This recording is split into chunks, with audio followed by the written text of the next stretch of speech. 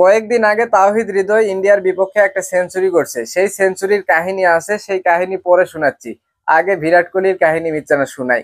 এই বিরাট কোহলি ভাই চেস করতে নামলে ওর যে কি হয় ওই নিজেও জানে না, রান করবেই যেমনেই হোক, মনে করেন তার উপর জিন ভর করে। এই বিরাট কোহলি আপনার অস্ট্রেলিয়ার বিপক্ষে সেমিফাইনাল ম্যাচে 84 রান করছে, প্রপার একজন ম্যাচ উইনার ভাই। এই 84 রানের মধ্যে সবচেয়ে বড় বিষয় হচ্ছে 64 রানে সে করছে সিঙ্গেল এবং ডাবল নিয়ে, বাকি 20টা রান করছে বাউন্ডারিতে। সেই মনে করেন 5টা 4 ম্যাচে একটা ছক্কা মারাও লাগেনি তার। এইটা হচ্ছে বিরাট কোহলির গেম অ্যাওয়ারনেস ভাই, কোন সময় কিভাবে খেলা লাগবে সেটা বিরাট কোহলি খুব ভালো করেই জানে। লোকটা ধরেন সারাদিন এই মরুভূমির গরমের মধ্যে দৌড়াতেই থাকলো দৌড়িয়েই গেল শেষ পর্যন্ত। পাকিস্তানের বিপক্ষেও খেয়াল করবেন, সে যে সেঞ্চুরি করছে, ম্যাচ উইনিং একটা নক খেলছে, মানে শেষ করতে নামলে match winning knock Virat Kohli খেলেই। সেখানেও মনে করেন সে 72 রান, তার 100 রানের মধ্যে 72 রান সে সিঙ্গেল ডাবল নিয়েই করছে। এই হচ্ছে বিরাট কোহলির অবস্থা।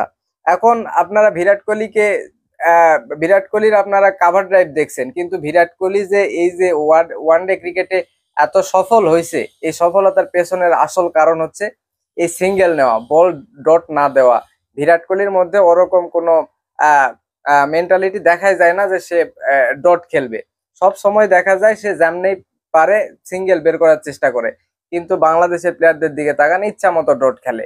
এই যে এখন এই যে প্রথমে তাওহিদ হৃদয়ের কথা বললাম, এই জন্য বললাম যে এই বিরাট কোহলি দেখেন, তার ধরেন 37-38 বছর বয়সে এসে পরপর এরকম ইনিংস খেলিচ্ছে আপনার হচ্ছে দুবাইয়ের মাঠে এই গরমের মধ্যে, কোনো ক্র্যাম্প হচ্ছে না, কিছু হচ্ছে না। ধরেন আপনার তাও 50%-এর উপর, কিসের 50%, 70%-এর উপর রান সে মানে সিঙ্গেল ডাবল করেই নিচ্ছে, তাও তার কোনো ক্র্যাম্প হচ্ছে না, তার ফিটনেস লেভেল দেখেন। আর আমাদের তাওহিদ হৃদয় ইয়াং প্লেয়ার, তার দিকে তাকান। এমনিতে ভাই তার 50%-এর উপর, বিরাট কোহলির যেমন 70% আপনার হচ্ছে সিঙ্গেল ডাবল, সেখানে আপনার আমাদের তাহিদ হৃদয়ের 70% ডট বল, তাও তার ক্র্যাম্প হয়।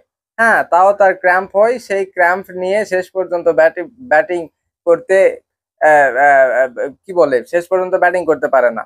সেদিন ইন্ডিয়ার বিপক্ষে ওইরকম ক্র্যাম্প যদি না হতো তাহলে কিন্তু আরো কয়েকটা রান বেশি হতো, কিন্তু তার ফিটনেসের সমস্যার জন্য ক্র্যাম্প হয়েছে, এই জন্য সে দলের হয়ে আর কিছু রান করতে পারেনি, যেটা দলের জন্য অনেক ক্ষতিকর।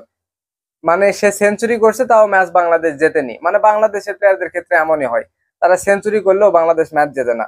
কিন্তু অন্যদিকে অন্যান্য দেশের প্লেয়ারদের দিকে তাকান, তারা যখন সেঞ্চুরি করে তখন ম্যাচ জেতে। তারা মানে কোন সময় কিভাবে খেলা লাগবে এই জিনিসটা ভালো মতো বোঝে এবং সেভাবে তারা খেলে। আর বাংলাদেশের প্লেয়াররা আমার মতে ভাই তারা নিজেদের জন্য খেলে। আমি দেখিনি, ধরেন এই যে বিরাট কোহলি যেমন সেঞ্চুরি করে ম্যাচ একদম পুরা বের করে নিয়ে বের হয়ে আসে, সেরকম বাংলাদেশের কোনো প্লেয়ার দেখিনি যে একটা ম্যাচ সেঞ্চুরি করে ম্যাচ জিতিয়ে মাঠ ছাড়লো। দেখছি না, দেখিনি এটা বললে ভুল হবে, সেটা হচ্ছে 2017 চ্যাম্পিয়ন্স ট্রফিতে আপনার নিউজিল্যান্ডের বিপক্ষে সাকিব আর মাহমুদুল্লাহ করছিল।